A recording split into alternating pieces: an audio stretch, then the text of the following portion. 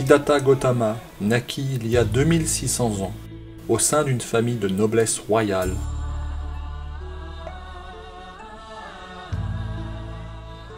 Interpellé par la souffrance, il quitte sa vie de prince pour en étudier les causes. Les écoles yogi existantes ne lui apportant pas l'illumination, il continuera seul sa quête.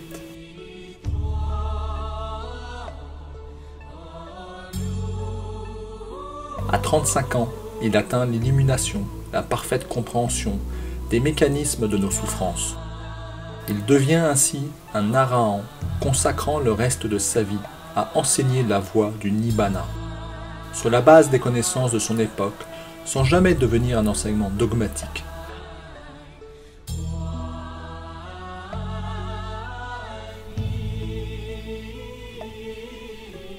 L'Inde du VIe siècle avant Jésus-Christ connaît une fantastique effervescence intellectuelle. Brahmanisme, Samkhya, Jainisme, Bouddhisme. Le brahmanisme prédomine, dans lequel la transmigration des âmes est conditionnée par des sacrifices védiques complexes et onéreux, orchestrés par les brahmanes offrant le salut à ceux qui en ont les moyens, du haut de la pyramide des castes implacables et héréditaires régissant la vie et la mort. Mais d'autres écoles de pensée existent, notamment les Samkhya, où la vérité doit être prouvée et où l'univers empirique est régi par des lois intrinsèques et non conditionnées par des forces extérieures. La doctrine de la non-action, rien n'existe après la mort. La doctrine de la destinée, les cycles de vie sont prédestinés.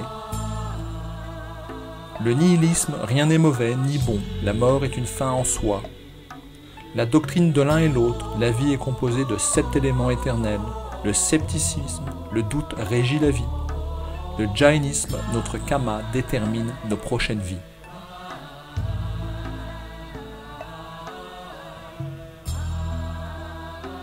Siddhartha Gautama rejeta le brahmisme et son système injuste de caste.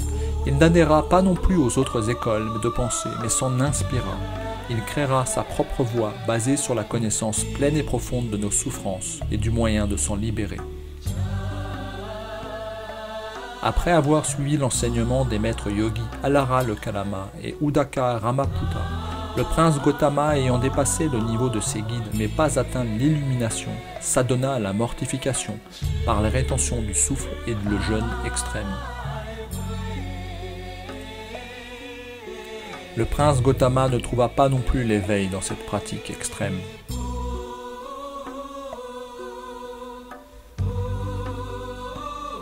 Le prince Gautama comprit alors que le chemin juste est celui du milieu, entre opulence et mortification. Sous l'arbre de la Bodhi, après avoir pratiqué le calme mental sur l'attention du souffle, il atteignit les 4 niveaux Jaina et dans la parfaite concentration se remémora ses vies antérieures.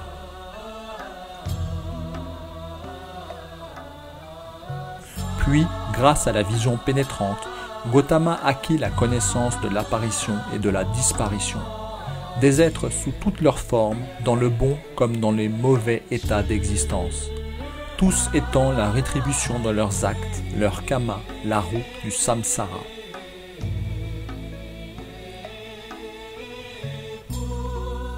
Le prince Gautama acquit ensuite la connaissance de la destruction des purulences, les 4 nobles vérités, et devint ainsi un Bouddha qui, dans sa grande bonté, enseigna l'octuple sentier menant au Nibbana.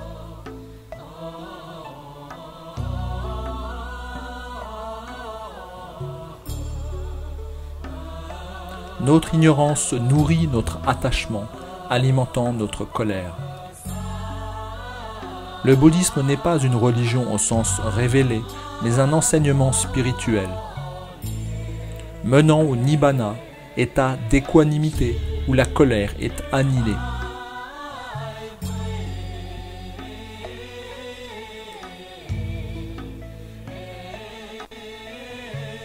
Le but du bouddhisme est l'équanimité, la fin des souffrances. Tous les êtres sont soumis aux souffrances, seul le plein éveil nous en libère. Le bouddhisme est une voie vers l'éveil, et seul un travail personnel nous y mène.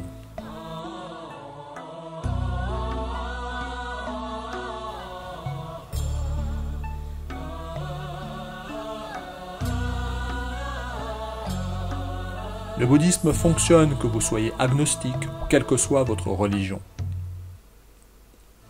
Bouddha dit « Soignez l'homme blessé par une flèche, ne cherchez pas qui l'a envoyé et pourquoi ». C'est un moyen pragmatique pour mettre fin à nos souffrances par la compréhension des 4 nobles vérités.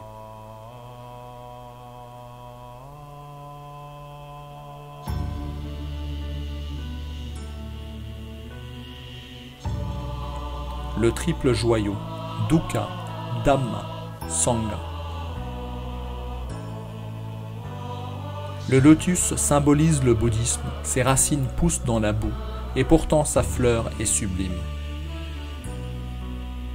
L'homme est bon, mais sa confusion mentale le pervertit et le conduit à la haine. Le bouddhisme met fin à la haine, grâce à la pleine compréhension de notre nature profonde.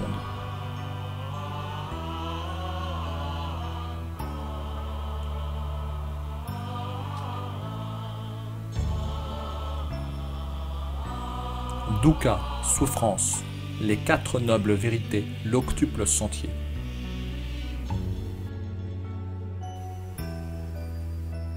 Les 4 nobles vérités. 1. Tout est souffrance, anxiété, insatisfaction.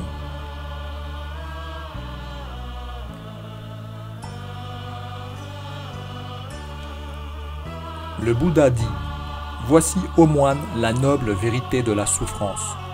La naissance est souffrance, vieillir est souffrance, la maladie est souffrance, la mort est souffrance, le chagrin et les lamentations, la douleur, l'affliction et le désespoir sont souffrance. Être uni avec ce qu'on n'aime pas ou ce qui déplaît est souffrance. Être séparé de ce qu'on aime ou de ce qui plaît est souffrance. Ne pas obtenir ce que l'on désire est souffrance.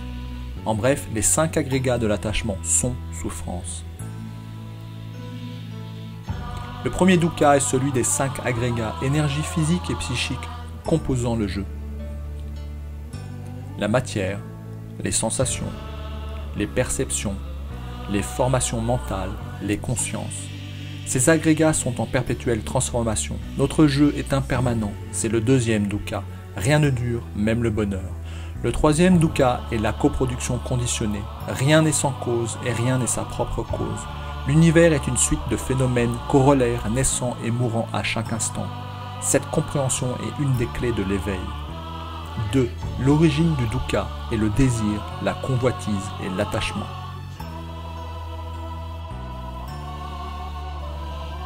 Le Bouddha dit « Voici ô moine la noble vérité de l'origine de la souffrance. C'est le désir lié au plaisir et la convoitise qui produit les renaissances. Il fait ses délices de ceci et de cela. Autrement dit, c'est le désir tendu vers le plaisir des sens. Le désir de l'existence ou du devenir et le désir de la non-existence ou de l'annihilation. « 3. La cessation du dukkha est possible, aboutissant à une vraie liberté.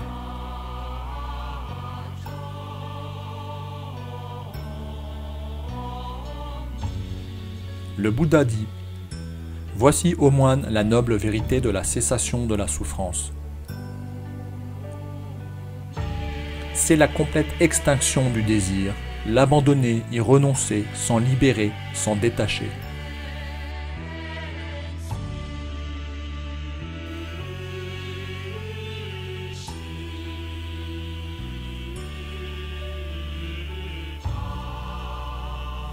4.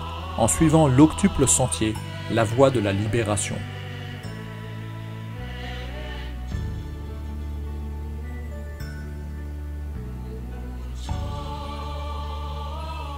B. L'octuple sentier.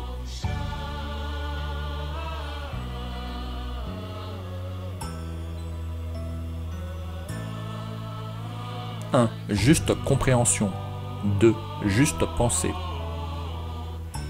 Compose la sagesse. 3. Juste parole. 4 justes actions, 5 justes moyens d'existence composent l'éthique, 6 justes efforts, 7 justes attention, 8 justes concentration composent la méditation.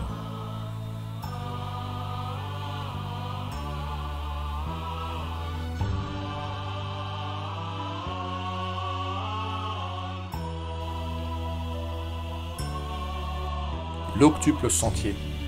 Cita, l'éthique, la parole juste. Le Bouddha dit: qu'appelle-t-on au moine la parole juste? C'est éviter de calomnier, éviter de parler de façon haineuse ou injurieuse, éviter les paroles frivoles ou le bavardage futile. Moine, éviter ces 4 façons négatives de parler est appelé la parole juste. L'action juste. Le Bouddha dit: qu'appelle-t-on au moine l'action juste? C'est éviter de tuer, éviter de voler, éviter l'inconduite sexuelle ou le mauvais usage des sens.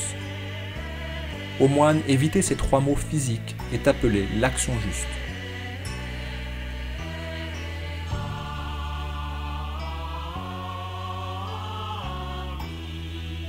Les moyens d'existence justes. Le Bouddha dit: qu'appelle-t-on au moine les moyens d'existence justes? Dans cet enseignement, le noble disciple évite de subvenir à ses besoins de façon incorrecte et obtient ses moyens de subsistance de façon juste. Voilà ce qu'on appelle les moyens d'existence justes.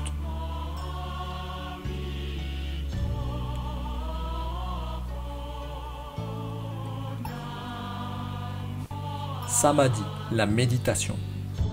L'effort juste. Le Bouddha dit: qu'appelle-t-on au moine l'effort juste? Ici, dans cet enseignement, au moine, un moine entraîne son esprit pour éviter les choses mauvaises négatives qui ne sont pas encore produites. Pour surmonter les choses mauvaises négatives déjà survenues, pour faire apparaître les choses positives non encore apparues, pour maintenir les choses positives déjà apparues, et pour ne pas laisser disparaître, mais les faire croître, les amener à maturité et à la pleine perfection de leur développement. Et il s'efforce, tend son énergie, contraint son esprit et lutte. C'est ce qu'on appelle l'effort juste.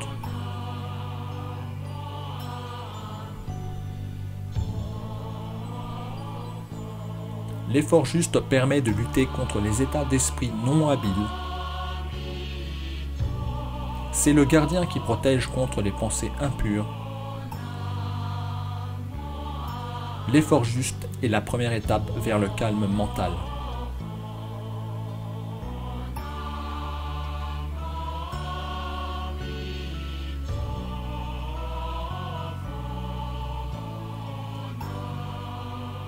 L'attention juste. Le Bouddha dit: qu'appelle-t-on au moine l'attention juste?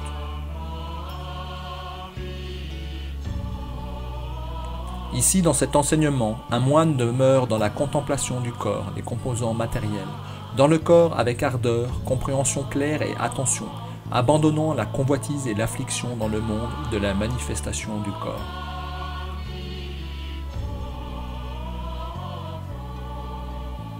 Il demeure dans la contemplation de la sensation dans les sensations. Il demeure dans la contemplation de la conscience dans la conscience. Il demeure dans la contemplation de l'objet mental dans les objets mentaux, avec ardeur, compréhension claire et attention, abandonnant la convoitise et l'affliction dans le monde des 5 agrégats. Voilà au moine ce qu'on appelle l'attention juste. L'attention juste repose sur le corps, les sensations, l'esprit et les objets mentaux. Attention sur le souffle, pleine conscience du corps, objet de contemplation.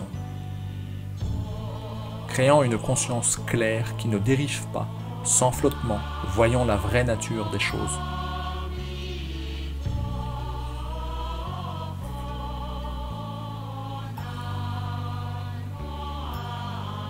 la concentration juste. Le Bouddha dit: qu'appelle-t-on au moine la concentration juste?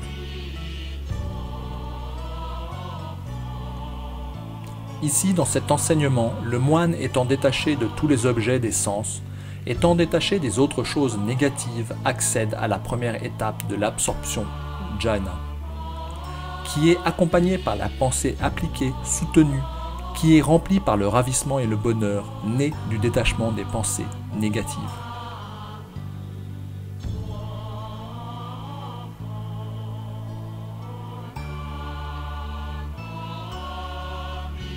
Abandonnant la pensée appliquée et soutenue, acquérant la tranquillité intérieure et l'unification de l'esprit, il accède à l'étape libre, la seconde absorption, née de la concentration qui ne comporte que ravissement et bonheur. Le ravissement ayant disparu, il demeure dans l'équanimité, la concentration et la conscience lucide. Il entre dans la troisième absorption.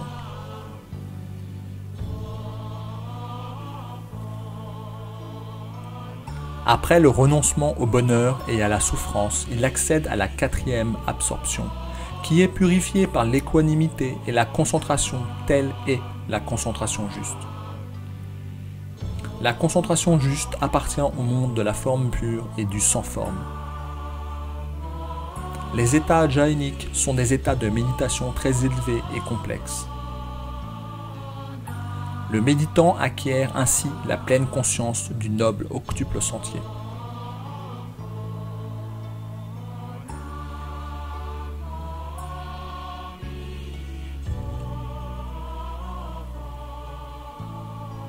Pana, la sagesse, juste compréhension.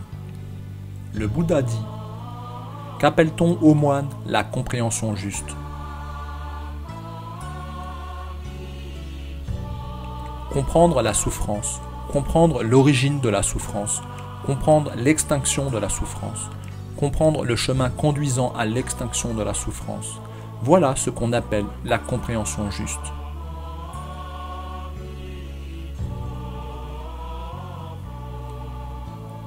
La compréhension juste résulte de l'attention juste et de la concentration juste, permettant la réalisation des quatre nobles vérités.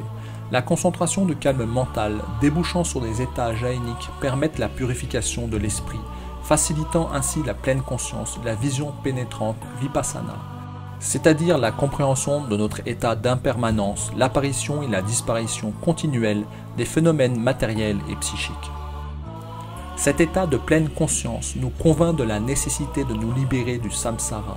Cette compréhension lucide constitue le chemin de la compréhension juste. Le Bouddha dit: comprendre la vérité de dukkha est le chemin de la compréhension juste. Lorsqu'on observe les objets mentaux et matériels d'instant en instant, on réalise par sa propre expérience les trois caractéristiques d'impermanence, de souffrance et de non-substantialité. Comprendre par là la vérité de dukkha. Juste pensée. Le Bouddha dit: qu'appelle-t-on au moine la pensée juste?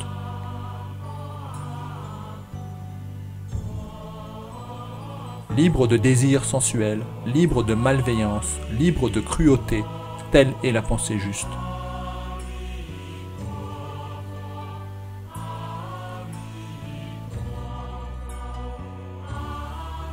La pensée juste est la pratique d'actes de renoncement, la pratique de la générosité, le renoncement aux attachements égoïstes, l'écoute des enseignements, la pratique de la vertu, le développement de l'amour.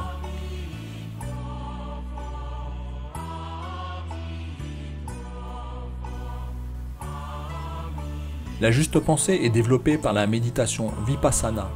La vision pénétrante oriente l'esprit vers la reconnaissance de la réalité des états mentaux et matériels dans leur vraie nature de manifestation et de disparition, ainsi que leur caractère impermanent et leur absence d'existence propre.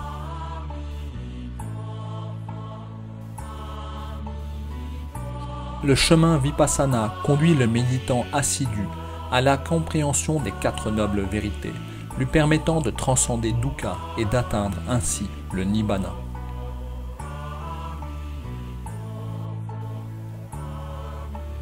« 2. Dhamma, la loi, l'enseignement.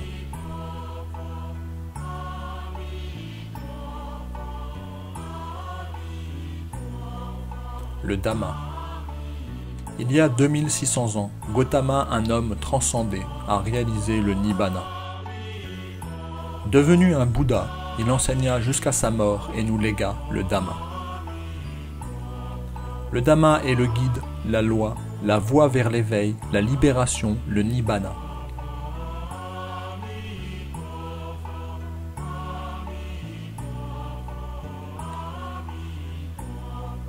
Bouddha n'est pas un dieu, ses fidèles lui rendent grâce pour le Dhamma, son enseignement. Bouddha ne peut plus aider, il est au-delà de la mort, il est au-delà de la vie. Il a atteint le Nibbana éternel, la cessation inconditionnée de tout phénomène conditionné.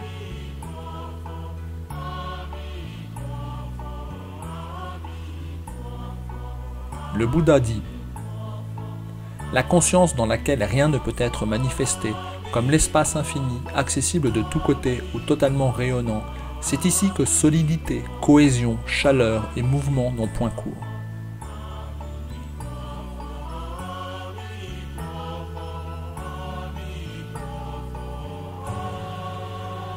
Ici, long et court, fin et grossier, beau et laid n'ont point cours.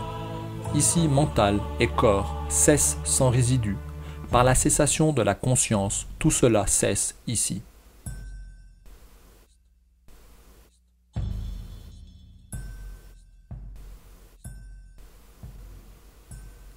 La définition du Nibbana est complexe. Plusieurs sens en découlent, mais nous pouvons retenir cela. Le Nibbana est l'extinction du désir, de la haine, des illusions, l'annihilation de toute souffrance. Quelle que soit sa forme, le Nibbana est une libération et son but, sa quête, reste plus importante que sa finalité.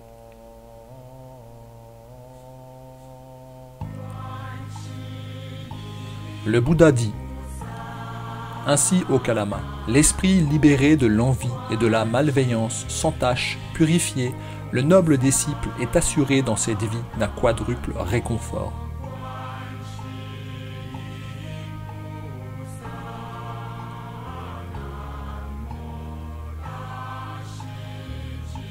S'il existe un autre monde et si les actes positifs ou négatifs produisent des fruits, il se peut qu'à la dissolution de ce corps, après la mort, je renaisse dans un monde heureux, paradisiaque. Il est assuré de ce premier réconfort.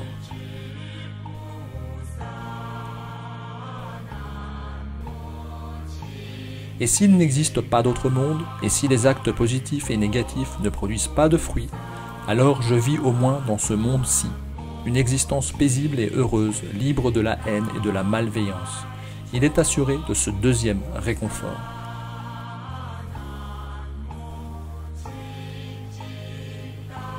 Et si le malheur frappe les malfaisants, mais que je n'éprouve pas de mauvais sentiments envers quiconque, comment pourrais-je, moi, qui ne fais pas de mal, rencontrer le mal?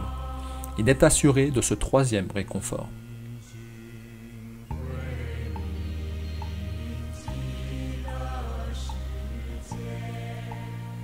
Et si le malheur ne frappe pas le malfaisant, alors je me sais pur de deux façons. Il est assuré de ce quatrième réconfort.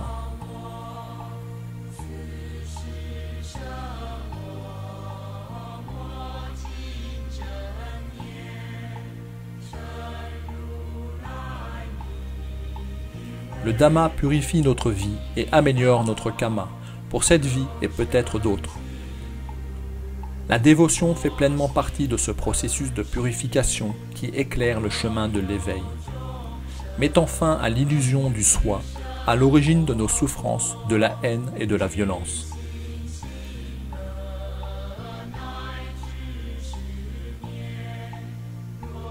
La sagesse bouddhiste enseignée par Bouddha est le Dhamma. Cet enseignement est un travail personnel vers la sagesse. L'équanimité mentale, état d'amour vrai, rayonnant de bonheur.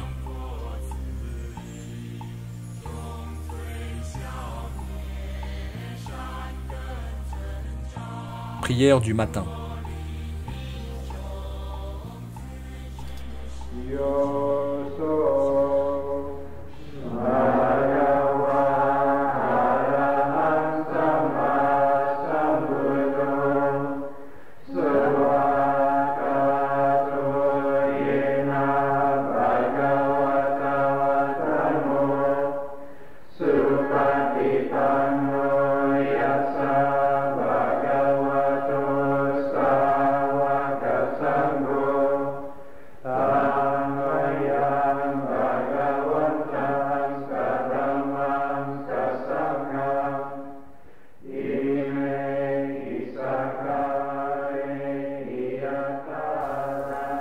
pour le bienheureux qui a pleinement atteint l'illumination, pour l'enseignement qu'il exposa si bien, et pour ses disciples qui ont bien pratiqué.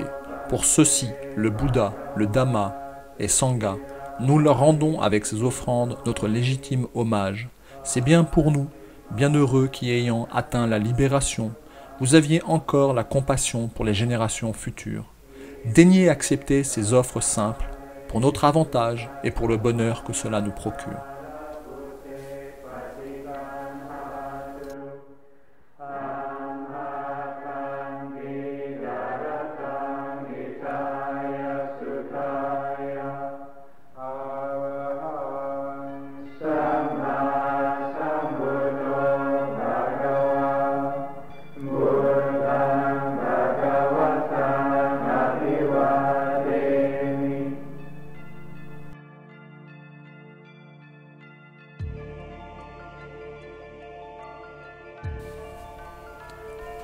Sangha, la communauté.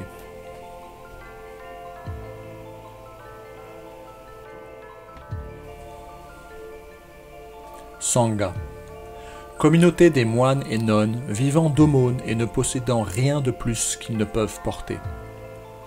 Moines et laïcs vivent en symbiose, le Sangha éduque les laïcs s'occupent de leur subsistance. Les moines doivent suivre le Dhamma, mais ne font pas vœu d'obéissance. Ils quittent librement le Sangha.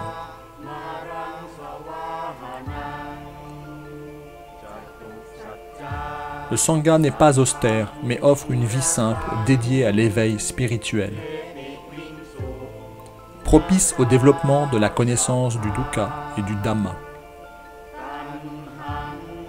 Mais points obligatoires pour atteindre un haut niveau d'éveil.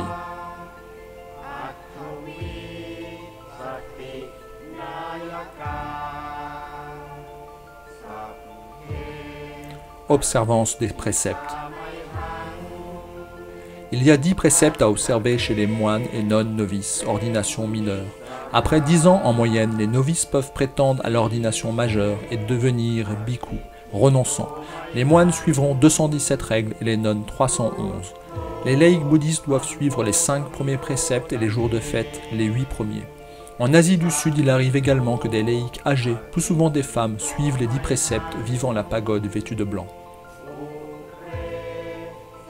1. Je m'abstiendrai de nuire à la vie d'autrui. 2. Je m'abstiendrai de voler la propriété d'autrui. 3. Je m'abstiendrai de pratiques sexuelles. Chez le laïc, s'abstenir d'une conduite non chaste. 4. Je m'abstiendrai de mensonges. 5. Je m'abstiendrai de consommation d'alcool et de tout intoxicant. 6. Je m'abstiendrai de consommer de la nourriture après midi solaire. Chez le laïc, s'abstenir de manger à une heure inappropriée. 7. Je m'abstiendrai de danse, de chant, d'audition de musique et d'assister à des spectacles. 8.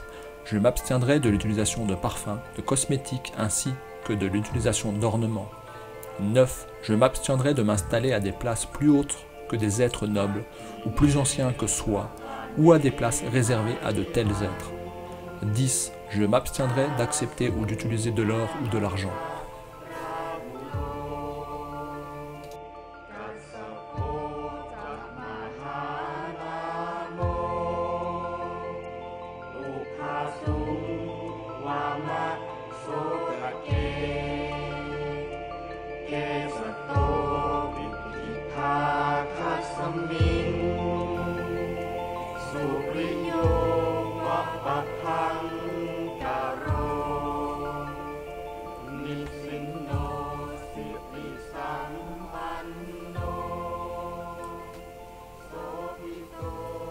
Merci d'avoir regardé cette présentation, le travail d'un amateur, qui contient sans doute beaucoup d'erreurs et d'approximations. En espérant que cela a éveillé en vous votre bouddhéité.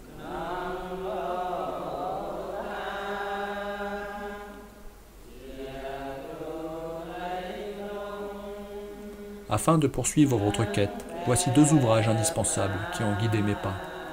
Le premier enseignement du Bouddha, le bouddhisme de Peter Harvey.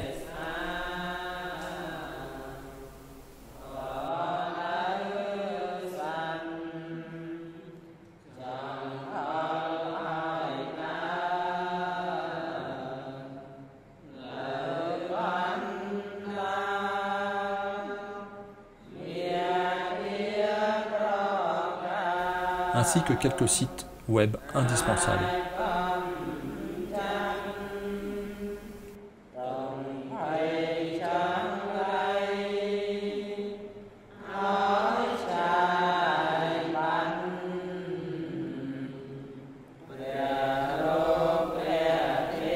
En espérant sincèrement que vous puissiez trouver le Nibbana.